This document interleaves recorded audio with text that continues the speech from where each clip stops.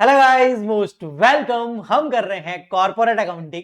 Chapter चल रहा है हमारा valuation of goodwill and shares. इस चैप्टर का आज का लेक्चर नंबर है सेकंड। लेक्चर नंबर फर्स्ट के अंदर हमने वैल्यूएशन ऑफ गुडविल को समझा था कि भाई इसका मीनिंग क्या है, वैल्यूएशन क्यों करते हैं गुडविल का और उसके मेथड्स क्या है। आज के लेक्चर के अंदर हम वैल्यूएशन करना सीखेंगे शेयर्स का, कि भाई शेयर्स का वैल्यूएशन करने का मीनिंग क्या है, शेयर्स का वैल्यूएशन हम क्यों करते हैं और इसके मेथड्स कौन कौन से हैं जिससे हम शेयर्स का वैल्यूएशन कर सकते हैं। सबसे पहले देखते हैं मीनिंग कि भाई वैल्यूएशन ऑफ शेयर्स क्या है।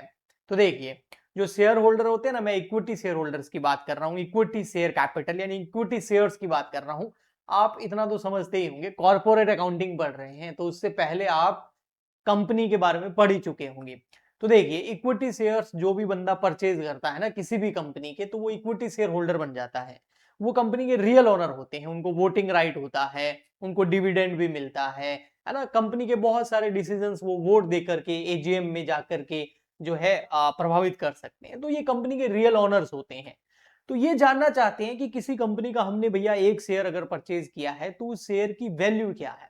तो आप बोलोगे सर वो तो बहुत आसान है, मार्केट में जाके पता कर लो, शेयर मार्केट में, या बुक वैल्यू पता कर लो, बहुत सारे तरीके। लेकिन मैं उनकी बात नहीं कर रहा हूं, क्योंकि बुक वैल्यू या मार्केट में जो प्राइस चल रही है शेयर्स की, या फिर अगर ऐसी कंपनी है जो मार्केट में लिस्टेड ही नहीं है, प्राइवेट कंपनी है, तो फिर जो मार्केट में जो शेयर्स की प्राइस चलती है या बुक वैल्यू जो है वो उतनी ऑथेंटिक नहीं होती है।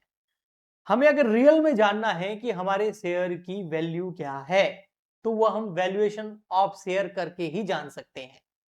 ये तो हो गया इसका मीनिंग। सेकंड नंबर, भाई क्यों करे valuation of share. Share holder को बैठे बैठे क्या जज गई किसी भी कंपनी के शेयर्स का वैल्यूएशन करेंगे। तो देखिए, ये अधिकतर तब की जाती है जब किसी कंपनी का अमालगमेशन हो रहा हो, उसका एब्जॉर्प्शन हो रहा हो, अगर किसी कंपनी का रिकंस्ट्रक्शन हो रहा है तो शेयर एक्सचेंज करने पड़ते हैं ना। तो वो शेयर एक्सचेंज किस रेट पर होंगे, तो भाई उसके लिए उस शेयर की रेट, उसकी वैल्यू पता करनी पड़ेगी ना। तो वैल्यूएशन ऑफ शेयर से हो सकती है। तो अमालगमेशन, एब्जॉर्प्शन, रिकंस्ट्रक्शन, एंड इसके अलावा अगर कोई प्राइवेट कंपनी है, अनकोटेड शेयर्स हैं उसके, तो मार्केट प्राइस भी पता नहीं चलती है, तो वैल्यूएशन करके उसकी शेयर्स का पता लगा सकते हैं। ऐसे बहुत सारे रीजंस होते हैं, टैक्सेशन रीजन हो सकता है, गवर्नमेंट रीजन हो सकता है। तो ऐसे बहुत सारे रीजंस होते हैं जिनकी वजह से कई बार हमें हमारे शेयर्स का वैल्यूएशन करना पड़ता है। अब सबसे ऑथेंटिक मेथड्स कौन से हैं जो आपके शेयर की एकदम सही प्राइस आपको बताएंगे, तो उसमें हमारे पास मेथड्स जो आते हैं, स्टेप नंबर थर्ड हमारा वो है, एक तो नेट एसेट मेथड। ये सबसे ज्यादा इंपॉर्टेंट है। इसको इंट्रिंसिक वैल्यू मेथड भी बोलते हैं। क्या बोलते हैं? नेट एसेट मेथड बोलो या फिर इंट्रिंसिक वैल्यू मेथड बोलो, एक ही बात है। और ये सबसे इंपॉर्टेंट इसलिए है क्योंकि एग्जाम में इसके क्वेश्चन आने के चांसेस बहुत ज्यादा हाई है। अगर आपके न्यूमेरिकल क्वेश्चन आता है तो ये मेथड पूछे जाने के चांसेस बहुत ज्यादा हाई रहते हैं। दूसरा आपका यील्ड मेथड है, फिर अर्निंग कैपेसिटी मेथड है और एक फेयर वैल्यू मेथड है। आज के लेक्चर के अंदर मैं आपको ये सिखाऊंगा, नेट एसेट मेथड यानी कि इंट्रिंसिक वैल्यू मेथड से आप किस तरीके से शेयर्स का वैल्यूएशन कर सकते हैं।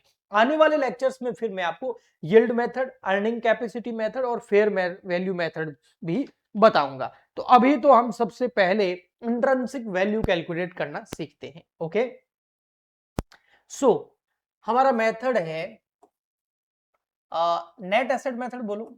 अब नेट एसेट से आपको पता चल ही गया होगा, हम यहाँ पर एसेट्स और लायबिलिटी की बात करेंगे, एसेट्स में से लायबिलिटी लेस करेंगे, या intrinsic value method, intrinsic value method बोलते हैं इसको।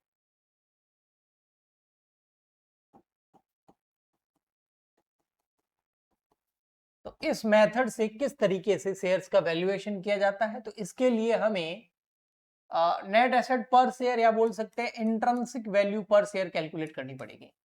क्या करना पड़ेगा? इंट्रिंसिक वैल्यू पर शेयर।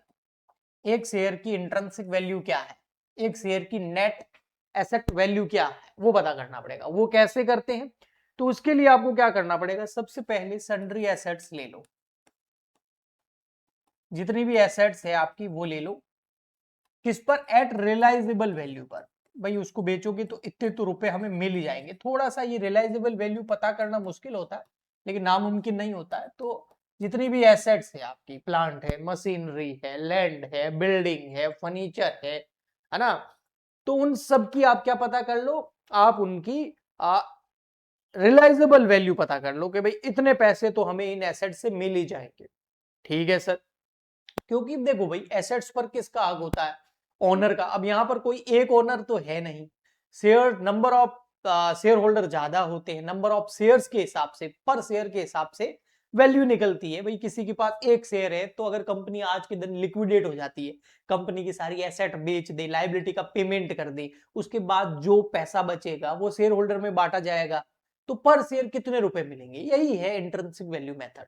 ओके, यानी कि आप ये जानना चाहते हो किसी कंपनी के पास, किसी कंपनी का मेरे पास अगर एक शेयर हो, तो अगर कंपनी आज बंद हो जाए, आज लिक्विडेट हो जाए, वाइंडिंग अप हो जाए, तो मुझे उस एक शेयर के बदले में कितने रुपए मिलेंगे, वही पता कर रहे हैं।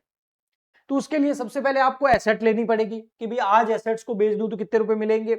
उसके बाद उसमें ऐड कर दो नॉन ट्रेड इन्वेस्टमेंट जो है, ट्रेड इन्वेस्टमेंट तो इसमें आ गए, नॉन ट्रेड इन्वेस्टमेंट अगर आपके पास में कुछ पड़े हैं तो वो ले लो, अगर है तो एसेट साइड में। फिर आप गुडविल ले लो। अब सर गुडविल कैसे लेंगे, गुडविल कहां से लाएंगे, तो भाई गुडविल अगर क्वेश्चन में दे रखी है तो बढ़िया है, नहीं दे रखी है तो लेक्चर नंबर फर्स्ट देखो, उसमें मैंने आपको बताया था valuation of goodwill, average profit base या सुपर प्रॉफिट के जो है बेस लेकर के, और उसमें फिर आप number of purchase year, capitalisation method, annuity method का यूज करके गुडविल कैलकुलेट कर सकते हो। तो वो गुडविल जो है वो ले लो। ठीक है, गुडविल का जो है आप वैल्यूएशन कर सकते हो as per revised calculation. Okay जी, गुडविल के बाद में सर ये जो है आपने सन्ड्री एसेट ले ली, नॉन ट्रेड इन्वेस्टमेंट और गुडविल ले लिया, अब इनकी कर दो आप टोटल, और उसमें से जो मैं चीजें बोल रहा हूं वो कर दो लेस। ये तो आ गई आपकी एसेट्स कि भाई इतने पैसे मिल जाएंगे आपको एसेट से। अब इसमें से लेस क्या करना है, सबसे पहले तो भैया आपको लाइबिलिटीज पे करनी पड़ेगी, लाइबिलिटीज।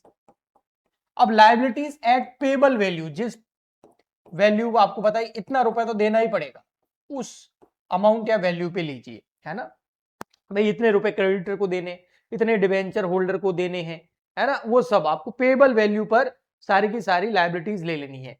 ओके, अब आपको क्या करना है, लाइबिलिटीज यहां पर करनी है लेस। सर ठीक है, लाइबिलिटीज हमने मान लेते हैं करंट लाइबिलिटीज जो है या नॉन करंट लाइबिलिटीज जो है वो हमने लेस कर ली, क्रेडिटर को देना है, डिवेंचर होल्डर को देना है, बैंक्स को देना है, कुछ सप्लायर का पैसा था वो देना है, वो सब आपने लेस कर दिया, भाई इतने देने हैं। इसके अलावा दो तीन चीजें और लेस करनी होगी। एक करना होगा अगर आपके पास कोई प्रपोज डिविडेंड है, आपने कोई शेयर होल्डर को बोला था कि भाई हम इतना आपको डिविडेंड देंगे, और वो अगर प्रपोज हो चुका है तो वो उनको देना पड़ेगा, तो वो लेस कर दो। उसके बाद में हम इक्विटी शेयर होल्डर के लिए इंट्रिंसिक वैल्यू पर शेयर कैलकुलेट कर रहे हैं, तो अगर इक्विटी शेयर के लिए कर रहे हैं और आपके ऑर्गेनाइजेशन या कंपनी ने प्रेफरेंस शेयर्स भी इशू कर रखे हैं, तो जो प्रेफरेंस शेयर कैपिटल है उसको भी लेस कर दो कि भाई इतना एसेट से रिलाइज होगा, इतनी लायबिलिटी देनी पड़ेगी, ये डिविडेंड देना पड़ेगा, और सबसे पहले पेमेंट प्रेफरेंस शेयर्स को होता है, तो प्रेफरेंस शेयर्स की जो कैपिटल है उसको भी लेस कर दो, शेयर कैपिटल को भी क्या कर दो, लेस कर दो। तो आपके पास एक तरीके से आ जाएगा net asset available for equity share holder, यानी कि एंड में इतना बचे।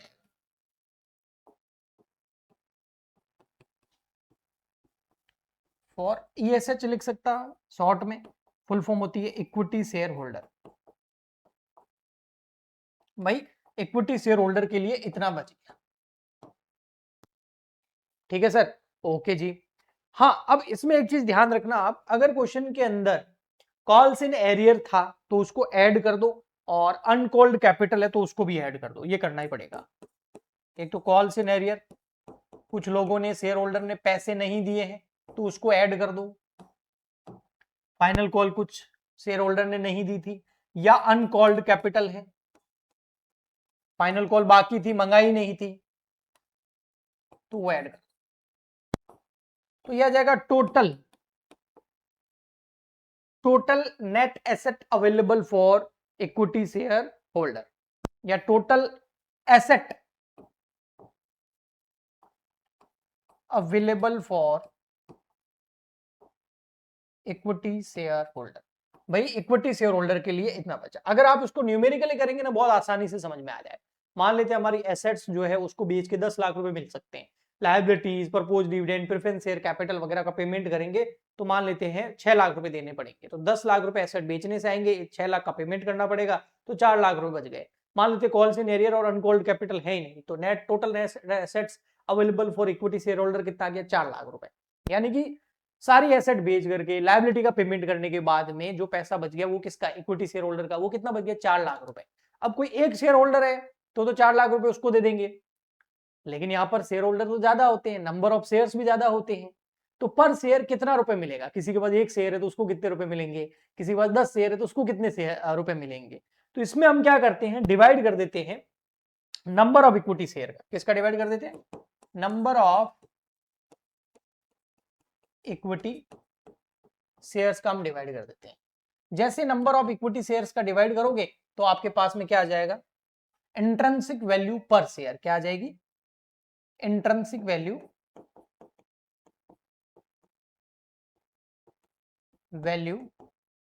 पर शेयर। ओके, ये आपका आ जाएगा आंसर।